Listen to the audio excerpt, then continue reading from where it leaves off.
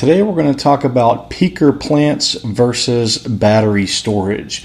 You've heard me say on the podcast before that once battery storage comes down to a certain price point, it's really going to make a big impact on the market because we can produce or we can generate electricity from a utility scale solar plant cheaper than gas, cheaper than coal, cheaper than nuclear, and we can generate wind even cheaper than that when measured over the life cycle of those renewable energy sources. But the issue becomes when we get the electricity compared to when we need it.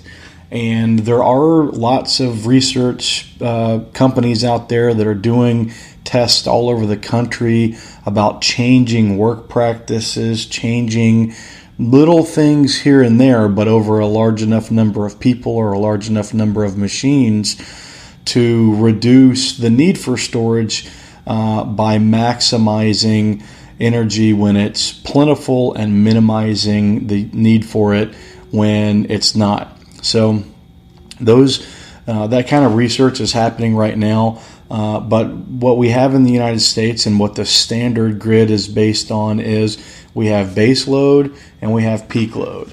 And base load is pretty steady. That's what your nuclear, your power and hydroelectric plants are typically churning out. And then your renewables, your biomass, things like that, and peaker plants are being turned on to hit the peak load. Peaker plants in the U.S. are typically natural gas. Some of the older ones run off of fuel oil, but they're typically natural gas. And depending on what part of the country they're in, they can run on very cheap fuel sources. They only ramp up, like I said before, when we have peak needs. That's typically during summer afternoons when air conditioning is being turned on as people are coming home from work, and winter mornings where people are getting ready for work and maybe they're cranking furnaces up to warm the house up after it's been cool overnight. And typically first thing in the morning is the coldest part of the day.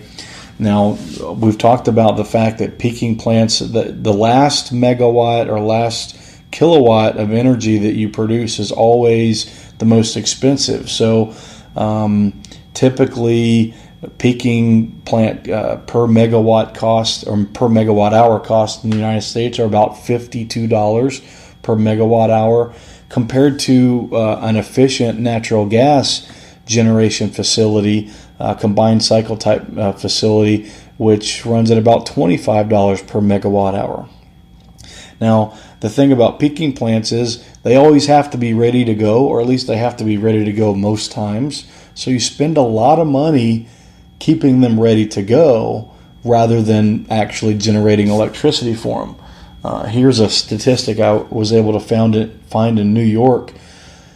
New Yorkers spend over $250 million each year dollars to maintain certain peaking plants that only run a few hours per year. How about that?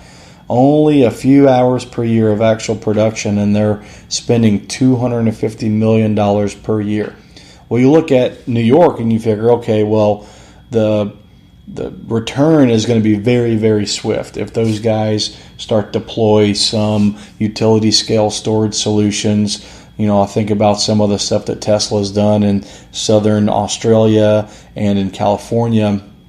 Those are projects that New York could probably put in and pay themselves back very quickly.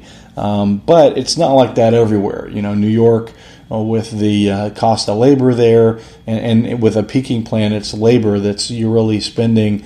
You've got to pay those operators year-round, even though they may only be working for a couple hours a year. When I say only working, I mean they're only running the plant a couple hours a year and generating. But so that you don't blow your grid up, you've got to have those guys available to go. And, in New York, you're not going to have guys that say, yeah, we're willing to come in and work for a couple hours a year. And you probably don't want those guys to do that because they're not going to be qualified to do their job. So that's a pretty easy one.